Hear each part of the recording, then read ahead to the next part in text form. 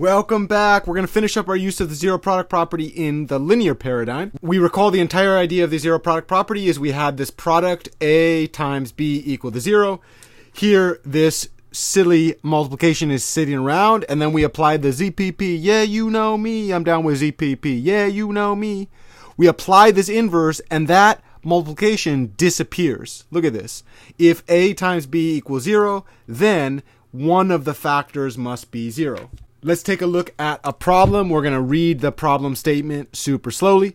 Use the zero product property to solve the equation 6 divided by 5 minus x divided by 5 equals 0. Before we begin with our solution to this problem, we ask ourselves a simple question. Is there an equal sign in this statement? There is. That means immediately this is an equation. We're going to solve it. Do you see the pattern? We always read the problem, step 0. After we've read the problem, we ask ourselves a simple question. Is there an equal sign? If there's an equal sign, we say solve the equation.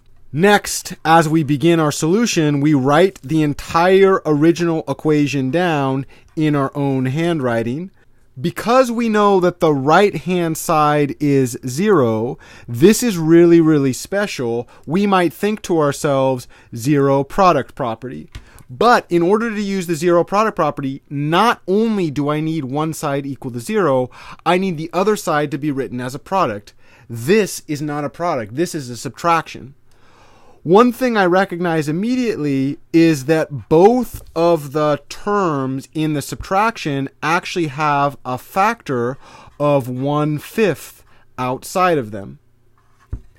In other words, I can actually factor out the 1/5. Here I take 1/5 out, and I have 6 minus x left over. This is the exact form that we're hoping for in the zero product. I have a factor A times a factor B equal to 0, a product equal to 0. We know by the zero product property, one of the two factors must be equal to 0, which means either 1/5 is equal to 0 or 6 minus x is equal to 0.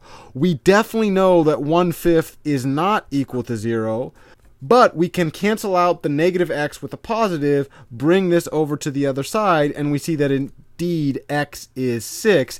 This is the same solution that I found in video 2 of lesson 3 that solves this problem.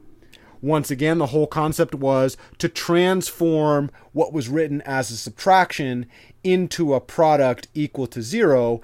And then right here, from this step to that step, we applied the inverse. We will see over and over and over again, inverses annihilate operations. Here, a very, very special operation exists. It's a multiplication equal to 0.